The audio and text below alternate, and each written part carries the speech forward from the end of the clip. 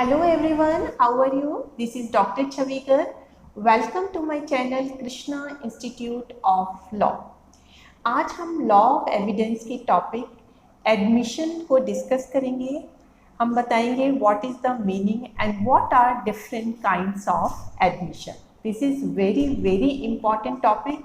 यह आपसे जो है ज़रूरी पूछा जाता है, और जब आप नेट की प्रिपरेशन करते हैं या आप कोई भी जुडिशरी एग्ज़ाम दे रहे हैं तो ये इनमें से ये जो आपके टॉपिक हैं लॉ ऑफ एविडेंस के, तो इनमें से काफ़ी क्वेश्चन पूछे जाते हैं। तो इसलिए आप जो है एडमिशन का ये मेरा लेक्चर बिल्कुल ध्यान से सुनिए। देखिए, एडमिशन का मैं आपको मीनिंग बताने से पहले ये बताना चाहूँगी what is the difference between admission and confession. देखिए, एडमिशन का मतलब ये होता है किसी फैक्ट को एक्सेप्ट करना, और कन्फेशन का मतलब भी होता है किसी फैक्ट को स्वीकार करना। फिर दोनों में डिफरेंस क्या है? जैसे ही आपको दोनों में डिफरेंस क्लियर होगा तो आपको एडमिशन भी पता चल जाएगा कि एडमिशन किस फैक्ट को एडमिट करने से होता है।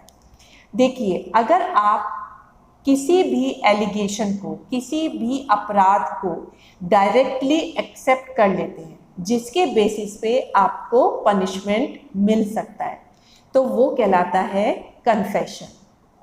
और अगर आपके ऊपर कोई चार्ज लगा है, उससे रिलेटेड आप चीज़ें एक्सेप्ट कर रहे हो लेकिन डायरेक्टली अपना क्राइम एक्सेप्ट नहीं कर रहे हो, तो जो और अदर चीज़ें आप एडमिट कर रहे हो उनको आप बोलते हैं एडमिशन।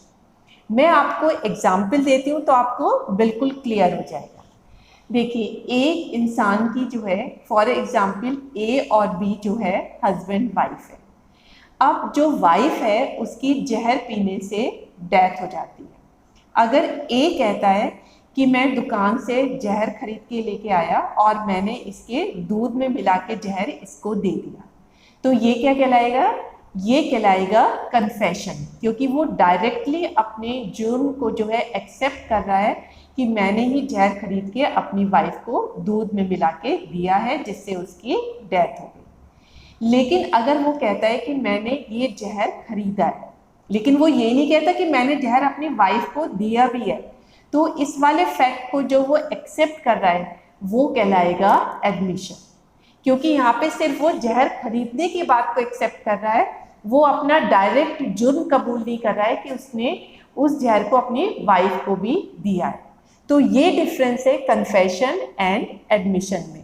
अगर आप डायरेक्टली अपने जुर्म को कबूल करते हो जिसके बेसिस पे आपको पनिशमेंट मिल सकता है, तो वो कन्फेशन कहलाता है। लेकिन आप डायरेक्टली कबूल ना करके उससे रिलेटेड और रेलिवेंट फैक्ट को आप एक्सेप्ट करते हो, तो वो कहलाता है एडमिशन। हम इसका एक और एग्जाम्पल लेते हैं। जैसे कि एक पार्टी चल रही होती है और उसमें एक राम होता है पार्टी में, जिसने कि पार्टी को होस्ट किया भी होता है। उसका एक गेस्ट होता है श्याम। अब राम की डायमंड रिंग उस पार्टी में चोरी हो जाती है। अगर श्याम कहता है कि मैंने ही पार्टी में उसकी डायमंड रिंग चुराई थी, तो वो कहलाएगा कि उसने कन्फेस किया है, ये उसका कन्फेशन है। लेकिन अगर श्याम कहता है कि हाँ, मैंने राम को पार्टी में वो डायमंड रिंग पहने हुए देखा था और मेरे को वो रिंग बहुत अच्छी लगी थी और मेरा जी चाह रहा था कि वो डायमंड रिंग काश मेरे पास भी होती, तो ये वाले जो रेलिवेंट फैक्ट है उसको वो जो एक्सेप्ट कर रहा है ये कहलाएंगे एडमिशन। यहाँ पे उसने अपना डायरेक्टली जुर्म कबूल नहीं किया कि मैंने ही चोरी की है, बल्कि वो अदर चीज़ों को एक्सेप्ट कर रहा है कि मैं पार्टी में गया था, मुझे उसकी डायमंड रिंग बहुत अच्छी लगी और मेरा मन भी कर रहा था कि काश ये डायमंड रिंग मेरे पास हो, तो ये कहलाता है आपका एडमिशन।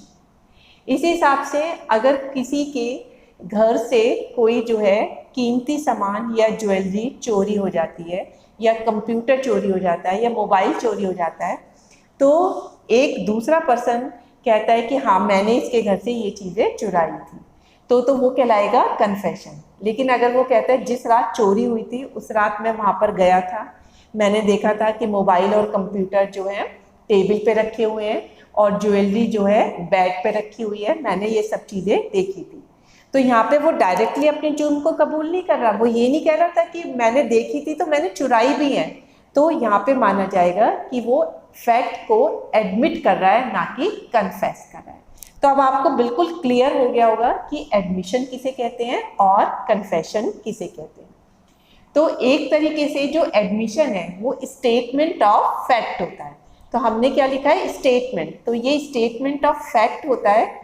ये स्टेटमेंट ओरल भी हो सकता है, वो मुंह से बोल के भी दे सकता है, ये डॉक्यूमेंट्री भी हो सकता है, वो रिटन फॉर्म में भी एक्सेप्ट कर सकता है, और वो इलेक्ट्रॉनिक्स भी हो सकता है। वो जो है इलेक्ट्रॉनिकली भी अपनी वॉइस को रिकॉर्ड कर सकता है या अपने प्रूफ को डाल सकता है। तो एडमिशन क्या हुआ, admission is a statement of fact which can be oral, documentary and electronics. अब ये जो स्टेटमेंट है ये किस चीज़ को सजेस्ट करता है, ये कहता है कि कोई रिलीवेंट फैक्ट या फैक्ट इन इशू, दो चीज़ों के बारे में, बस रेलिवेंट फैक्ट या फैक्ट इन इशू के बारे में हम कोई प्रिजम्पशन बना सकते हैं इस स्टेटमेंट से, तो उसे एडमिशन कहते हैं। तो एडमिशन का मीनिंग बिल्कुल क्लियर हो गया कि एडमिशन वो स्टेटमेंट ऑफ फैक्ट होते हैं जो चाहे ओरल हो, डॉक्यूमेंट्री हो, इलेक्ट्रॉनिक्स हो, जो रेलिवेंट फैक्ट और फैक्ट इन इशू के बारे में कोई प्रिजम्पशन निकालने में हमारी मदद करते हैं, तो उसको बोलते हैं एडमिशन। अब इसमें केस हुआ था बसंत सिंह वर्सेस जानकी सिंह। तो इसमें कहा गया कि जरूरी नहीं है कि एडमिशन जो केस चल रहा हो उसी केस में उसने उसे एडमिट किया हो।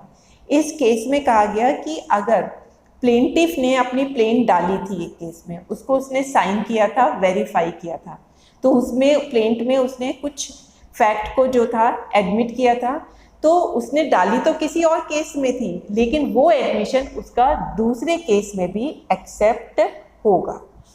अब सेकंड केस था इसका H.G. Ramachandra Rao versus master Shrikant. कौन सा केस था, H.G. Ramachandra Rao versus master Shrikant. इस केस में बताया गया कि अगर कोई भी व्यक्ति किसी भी स्टेटमेंट को एडमिट करता है तो वो एक तो क्लियर होनी चाहिए, स्पेसिफिक होनी चाहिए, वो ऐसा नहीं हो कि वेग हो, अनसर्टेन हो, वो बिल्कुल क्लियर और स्पेसिफिक होनी चाहिए, और जो पर्सन एडमिट कर रहा है वो प्रॉपर उसी के वर्ड्स में होनी चाहिए, तभी हम मानते हैं कि कोई स्टेटमेंट एडमिशन है। तो एडमिशन के लिए क्या है कि अगर आपने किसी और केस में किसी फैक्ट को एडमिट किया था तो वो एडमिशन आपका दूसरे केस में भी यूज हो सकता है। और दूसरा केस हमें क्या बताता है रामचंद्र राव का, कि एडमिशन हमेशा क्लियर स्पेसिफिक होना चाहिए, और जो पर्सन किसी फैक्ट को एडमिट कर रहा है वो जो है उसी के वर्ड्स में होना चाहिए। तो एडमिशन बिल्कुल क्लियर हो गया। और कन्फेशन का जब मैंने आपको डिफरेंस बताया तो एडमिशन बिल्कुल आपको क्लियर हो गया होगा। अब एडमिशन के जो है दो काइंड होते हैं, एक होता है आपका जुडिशियल और दूसरा होता है आपका एक्स्ट्रा जुडिशियल। देखिए जुडिशियल एडमिशन क्या होता है, अगर आप जुडिशरी को कर रहे हैं, किसी कोर्ट को कर रहे हैं, किसी ट्रिब्यूनल को कर रहे हैं, किसी मजिस्ट्रेट को कर रहे हैं, तो अगर जुडिशरी बॉडी के आगे आप एडमिट करते हो किसी स्टेटमेंट का तो वो जुडिशरी एडमिशन कहलाता है। यह बिल्कुल फॉर्मल होता है, आप बिल्कुल प्रॉपर तरीके से देते हो, और ये जो पार्टी एडमिट कर रही है उसके लिए अपना एडमिशन बाइंडिंग होता है, क्योंकि आपने प्रॉपर कोर्स में फॉर्मल तरीके से जुडिशरी के सामने एडमिशन किया है। अब दूसरा एडमिशन क्या होता है, एक्स्ट्रा जुडिशियल एडमिशन। तो अगर कोई पार्टी अपना एडमिशन जुडिशरी बॉडी को ना करके किसी थर्ड पार्टी को करती है जो कि जुडिशरी नहीं है, तो उसे हम बोलते हैं एक्स्ट्रा जुडिशियल एडमिशन। ठीक है, तो ये इनफॉर्मल होता है, ये आप किसी भी टाइम दे सकते हैं, और ये जो है जो पर्सन बना रहा है उस पर बाइंडिंग नहीं होता है, क्योंकि वो अपनी बात से मुकर भी सकता है। जैसे कि आप अपने फ्रेंड के सामने बैठे हुए हैं और आप कहते हैं कि भाई मैंने तो फला के घर से जो है चोरी की है, तो वो आप किसी जुडिशरी के आगे तो कर नहीं रहे हो बल्कि अपनी फ्रेंड के सामने आप एडमिट कर रहे हो, तो ये कहलाएगा आपका एक्स्ट्रा जुडिशियल। या आप कहते हैं, ये तो एक तरीके से डायरेक्ट कन्फेशन ही हो गया क्योंकि आपने डायरेक्ट अपने जुर्म को कबूल लिया, लेकिन अगर आप ये कहते हो अपनी फ्रेंड को कि जिस रात चोरी हुई थी राम के घर पे, उस रात मैं वहाँ पे था और मैंने उसके घर पे ज्वेलरी पलंग पे ऐसे ही पड़ी हुई देखी थी, तो ये एडमिशन है, और ये जुडिशरी बॉडी के आगे नहीं है बल्कि आपकी फ्रेंड के आगे आप कर रहे हो, तो इसको बोलोगे आप एक्स्ट्रा जुडिशियल एडमिशन।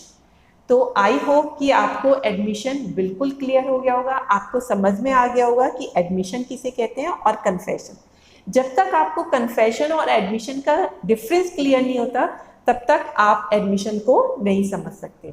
इसीलिए मैंने बताया कि जब आप अपनी जुर्म को डायरेक्टली एक्सेप्ट करते हो तो वो कन्फेशन है, और जब आप और चीज़ों को एडमिट करते हो तो वो आपका एडमिशन कहलाता है।